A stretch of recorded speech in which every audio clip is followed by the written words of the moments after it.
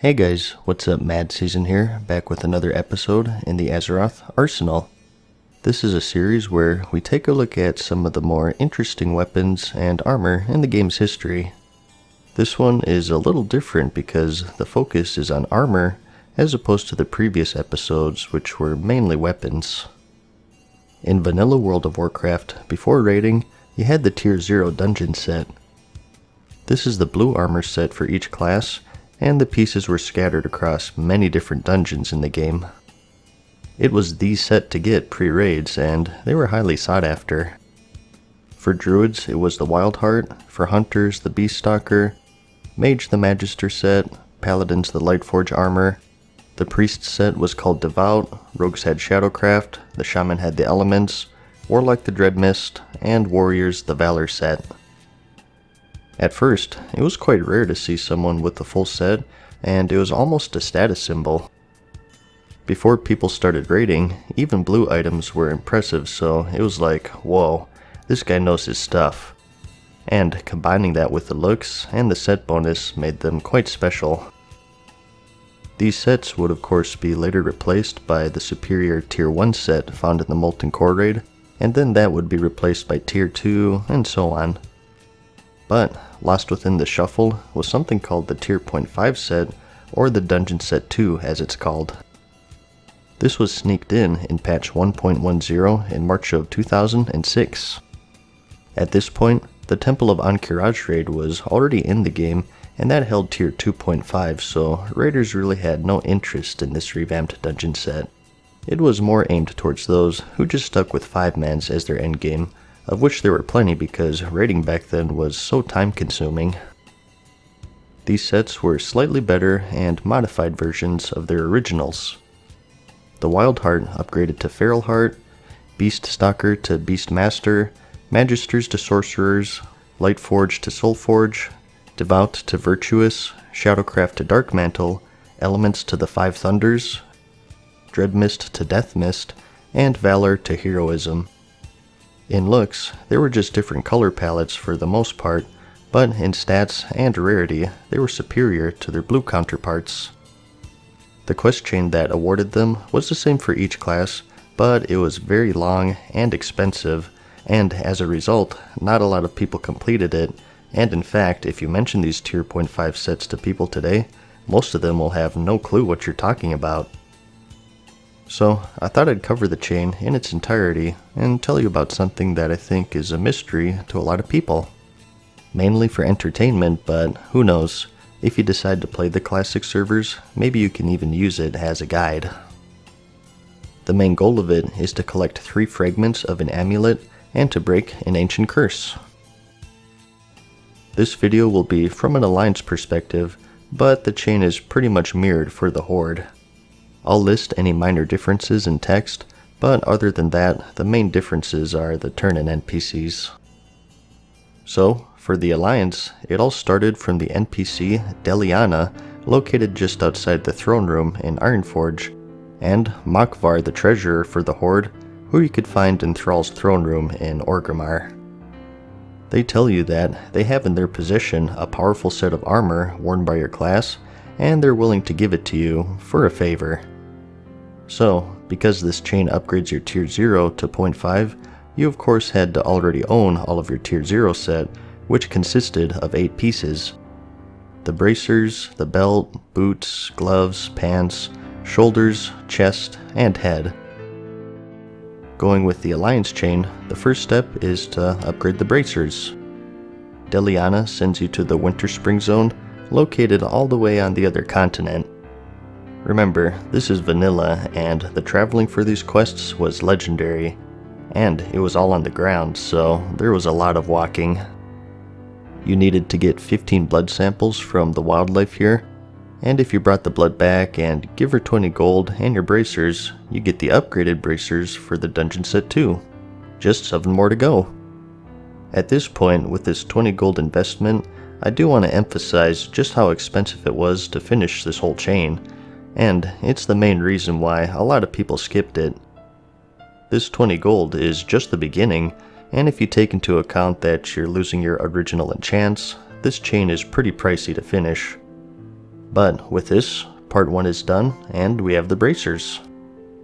For the next part, you need to talk to a dead person's ghost, and to do that, you need to visit a master engineer that specializes in the supernatural. You're sent to Muck's Mana Scrambler in Gadgetzan, and being a goblin, he of course wants money out of you. To progress to the next part, you need to give him 40 gold, which at this point was a lot back then. Most people had maybe 100-ish in their pockets, everyone was broke. But that wasn't all.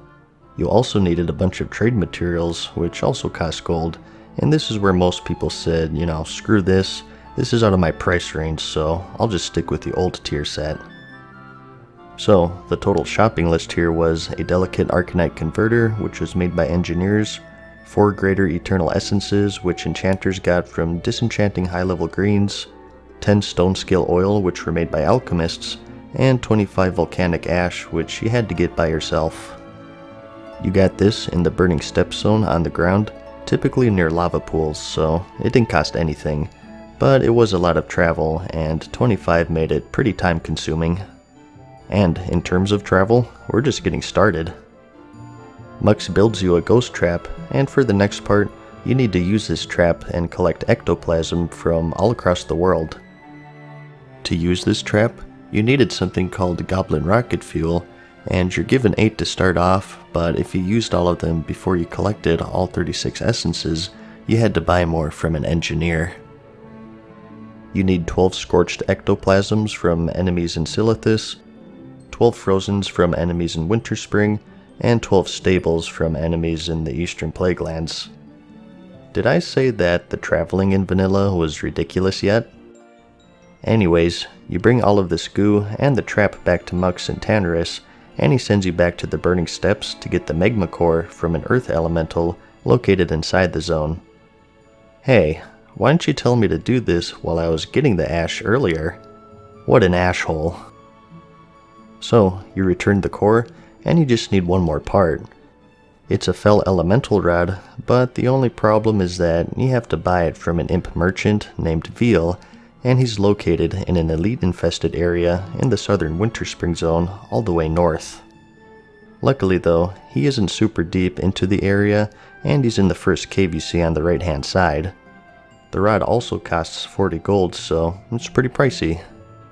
So you buy the rod, return it to Mux, and he finishes the device and tells you to return it to Deliana in Ironforge if you're Alliance, or Makvar in Orgrimmar if you're Horde.